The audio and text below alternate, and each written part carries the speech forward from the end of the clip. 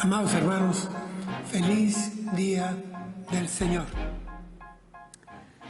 Para nosotros, miembros de la Iglesia de Jesucristo, consideramos que en la Biblia, en las Sagradas Escrituras, oímos a Dios hablar de Dios.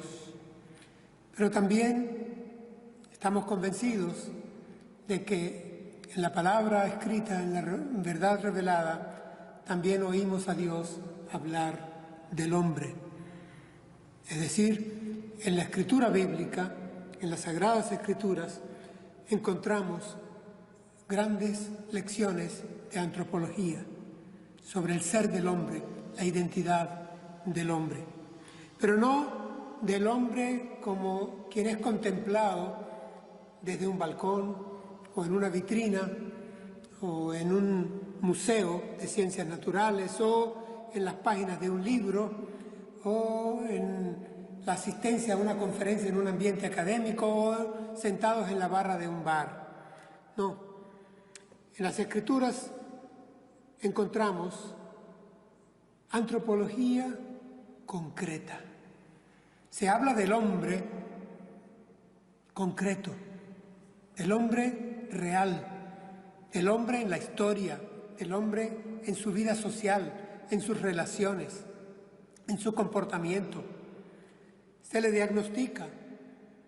Es el hombre como tú y como yo, como nuestro vecino, como nuestro conocido, nuestro familiar. También ciertamente hay lecciones sobre el hombre genérico, sobre el hombre en general, sobre la especie humana.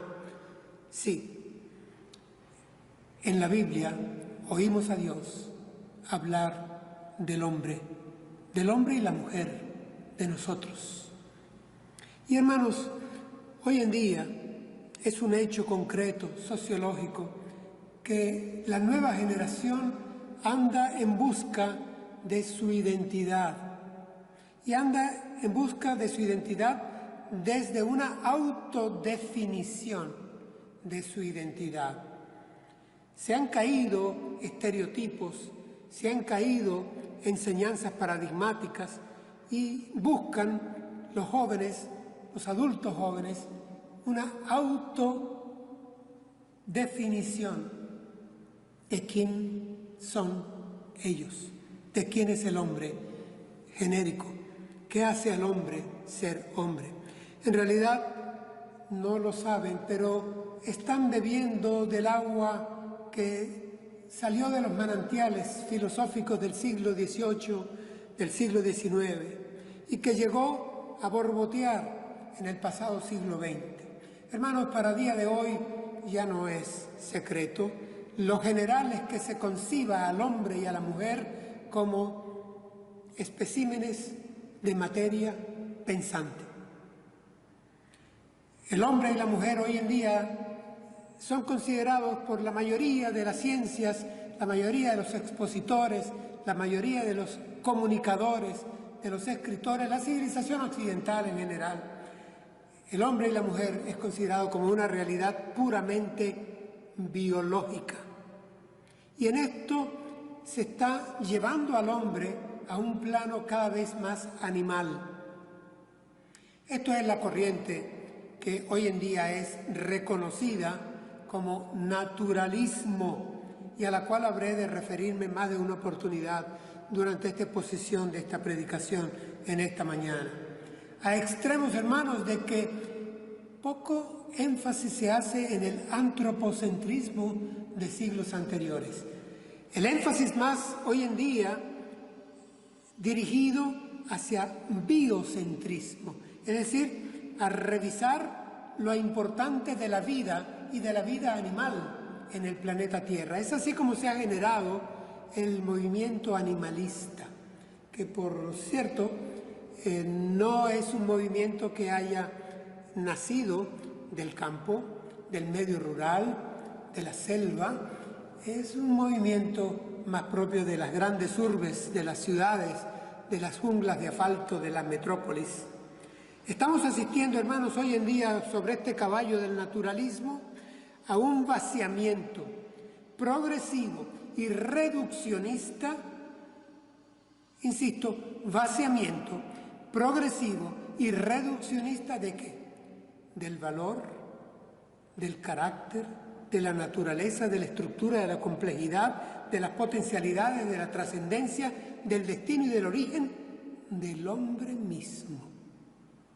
Reduccionismo, vaciamiento del valor, de la característica, de la naturaleza, la estructura, la complejidad, las potencialidades, la trascendencia, el destino y el origen del hombre mismo.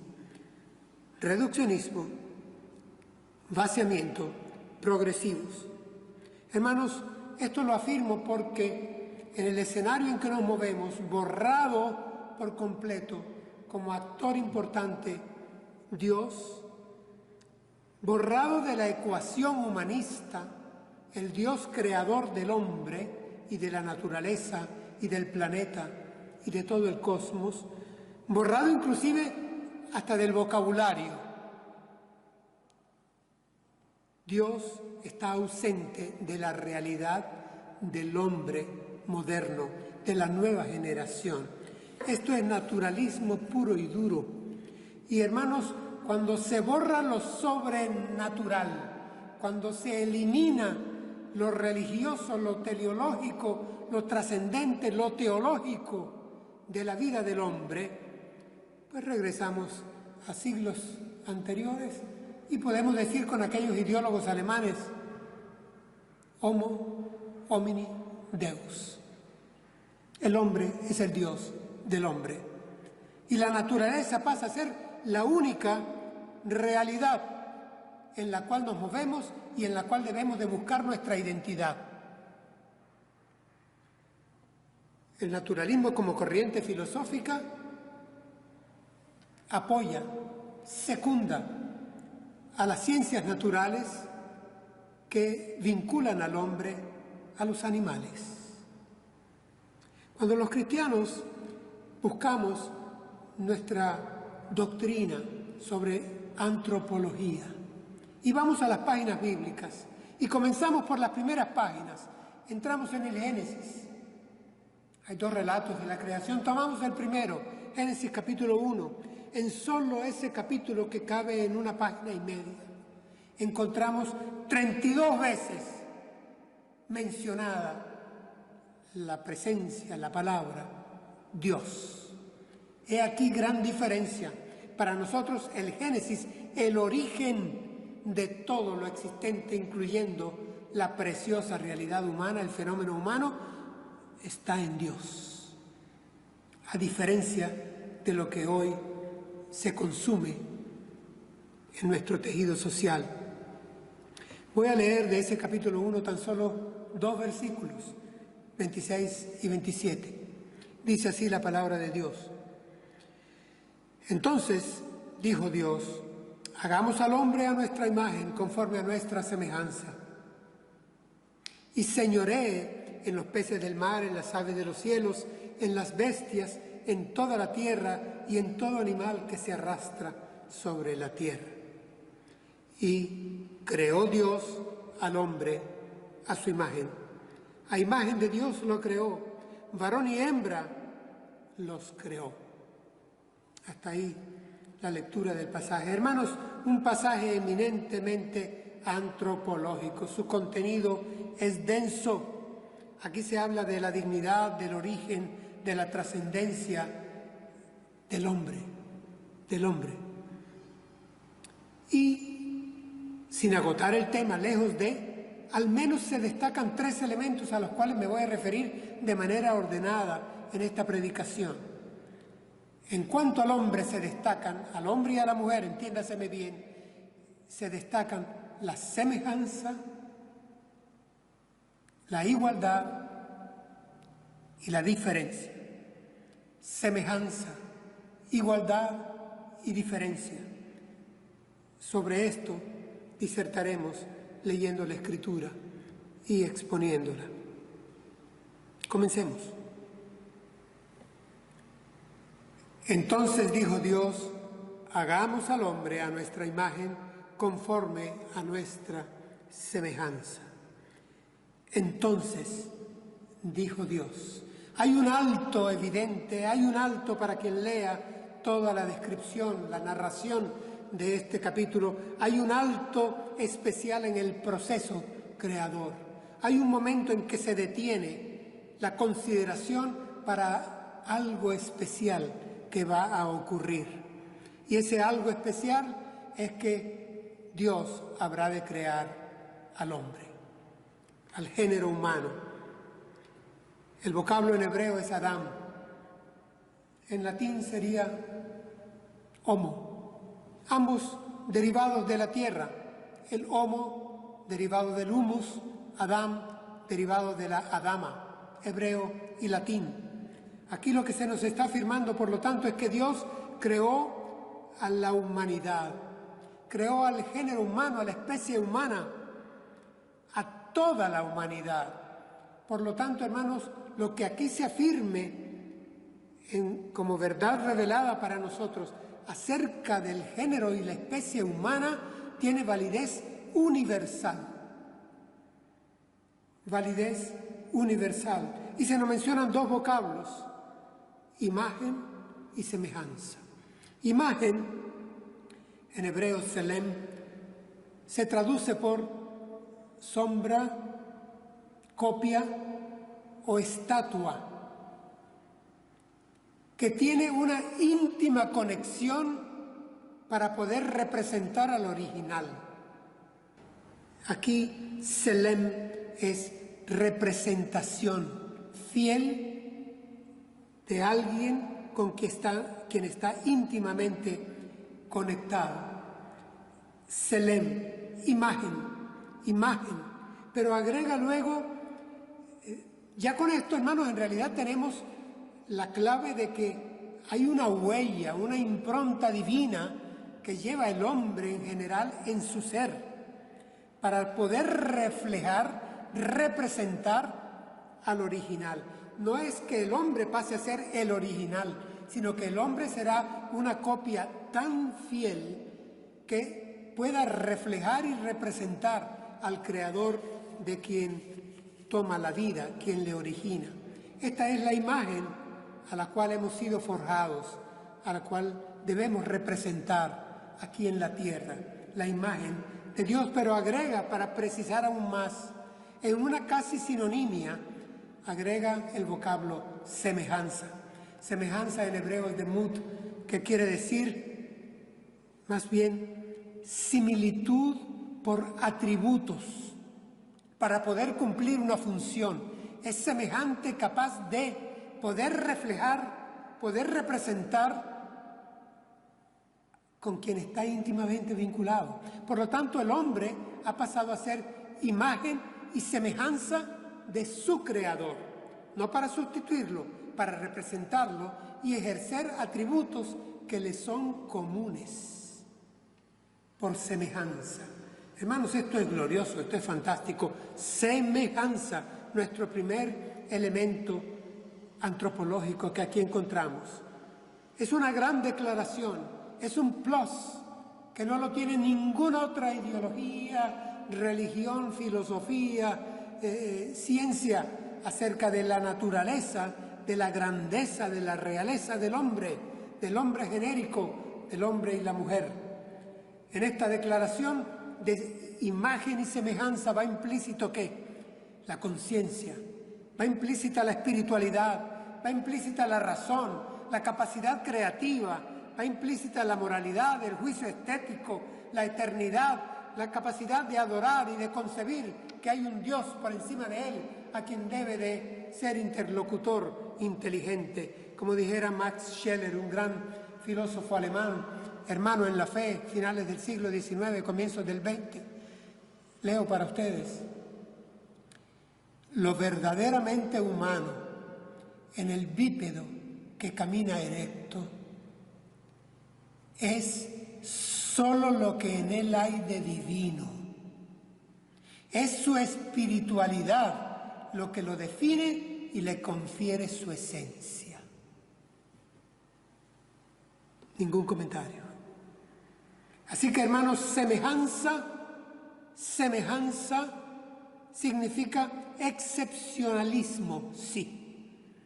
Semejanza significa vinculación con lo celestial, sí. Con el origen divino que tenemos, sí. Semejanza significa que cuando un hombre traza un surco en la tierra, cuando un hombre compone una sinfonía, cuando un hombre escribe en la pizarra una ecuación que genera su razonamiento, cuando un hombre construye una casa como la quiere, cuando un hombre reza de rodillas el Padre Nuestro, ese es el hombre, la pieza maestra de la creación, que puede ser interlocutor de Dios porque ha sido hecho a imagen y semejanza de Dios, de su Creador.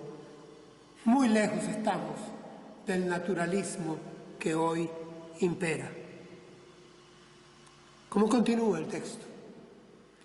Nos advierte algo que va adjunto, que va implícito a esta semejanza que llevamos los hombres y las mujeres en nuestra textura. Dice, y señoré, radá, la criatura que Dios ha forjado, ha formado, señoré, domine, administre, sojuzgue, gobierne, prevalezca sobre toda la creación, es punta, cúspide de la pirámide, sí. El hombre es mucho más que un jardinero. Despreciar a un hombre o a una mujer es despreciar la pieza maestra de la creación de Dios. No importa en cuál latitud, cultura o a raza a la que pertenezca o se encuentre. Hermanos, pero este señorearnos, dominar, gobernar, administrar la creación, no debe de llevarnos jamás a una autonomía total, irresponsable, caprichosa, brutal y hasta inmoral de la naturaleza. Hemos de ser custodios, guardianes de ella, cultivarla, cuidarla, porque hemos de representar en nuestra función lo que Dios haría con ella. Y Dios la creó buena, preciosa, bella, útil, multiforme. Hemos de cuidarnos de tres grandes riesgos. Hemos de cuidarnos de no venerarla, y hay movimientos ecologistas que lo hacen. Hemos de cuidarnos de no exagerar nuestra admiración y asombro, y hay corrientes religiosas que caen en el panteísmo. Y hemos de cuidarnos, hermanos, de no igualarnos a ella, porque caeríamos en el animalismo. Y esto es propio de la corriente naturalista que hoy impera en nuestra sociedad. En una oportunidad, en otro ambiente, me cito a mí mismo, dije y ratifico hoy lo siguiente: el hombre no es un animal más. Su trascendente y especial dignidad no reside en su especie, sino en el hecho de haber sido creado a imagen y semejanza de Dios. Sí, hermanos, se nos acusa de ser especistas, fanáticos de la especie. Pues sí, hermanos, nosotros, hombres y mujeres, somos superiores al resto de la creación. El asunto es que debemos de comportarnos como tales, comportarnos como superiores, como buenos administradores de esa creación que nos ha sido confiada. Ser imagen y semejanza, representar, reflejar fielmente los atributos que nos han sido dados para con inteligencia administrarla sin abusar de ella. Así que no destruyamos a la natura, no adoremos a la natura y no nos confundamos con la natura. Indudablemente, hermanos, la fe cristiana, la antropología bíblica, ubica al hombre en una posición, dándole un origen, un carácter y un destino que ningún planteamiento humanista podría jamás atreverse a darle, y que por supuesto el naturalismo imperante hoy le degrada. ¿Cómo termina el texto que hemos leído? Dice, y creó Dios al hombre a su imagen. A imagen de Dios lo creó, varón y hembra los creó. Este es el clímax de esta breve exposición, en donde se nos muestran estos tres elementos de la antropología bíblica. Ya he destacado la semejanza. Ahora encontraremos algo más. Noten, hermanos, que en este versículo dice creó, creó, creó. 3 veces aparece el verbo crear, y el verbo crear aquí utilizado en hebreo es muy específico, es bará, que quiere decir generar, crear algo radicalmente nuevo y especial, algo absolutamente superior e inédito. Se trata de la criatura humana. Y creó Dios al hombre a su imagen, a imagen de Dios lo creó. Esto es válido, por lo tanto, hermanos, recordemos, válido para hombre y mujer, para masculino y femenino, para macho y hembra. Dice, varón y hembra los creó. Los ha creado a su imagen y semejanza. Aquí hay, por lo tanto, y surge el segundo elemento grande de nuestra exposición y de la antropología bíblica en este texto: igualdad. Hemos destacado semejanza, ahora tenemos que destacar igualdad, igualdad, porque hay igualdad en la dignidad, en la humanidad, en los derechos, en las oportunidades, en el origen, en la realeza, en la semejanza, en el destino de hombres y mujeres. Delante de Dios, no en balde nos dice la Escritura, todos somos iguales. Dios no hace acepción de personas. Delante de Él, habría de decirnos el apóstol en el Nuevo Testamento, no hay diferencia de hombre y mujer. Hemos de tenerlo muy presente cuando nosotros hagamos algún planteamiento acerca del hombre y la mujer. Hay igualdad en facultades mentales, en facultades espirituales, en facultades sociales, en facultades relacionales, igualdad de derechos, igualdad de dignidad, igualdad de identidad. Hombre y mujer creados por igual a imagen y semejanza de Dios. Y el tercer elemento viene de la mano. Hemos destacado semejanza, destacamos ahora igualdad y hemos de destacar diferencia. Porque sin lugar a dudas, hermanos, la identidad del hombre, del género humano, de la especie humana, de la humanidad, es una identidad sexuada. No se elige el ser hombre o ser mujer, se nace. Este es el peso de la genética, es la marca original. Todas las células de nuestro cuerpo están marcadas con 2 cromosomas, forman parte del diseño de Dios, XX o XY. XX o XY. Binario, sí. Elemental pareciera, sí. Lo que es básico y fundamental, hermanos. Aquí estamos partiendo de una convicción biológica y una convicción teológica.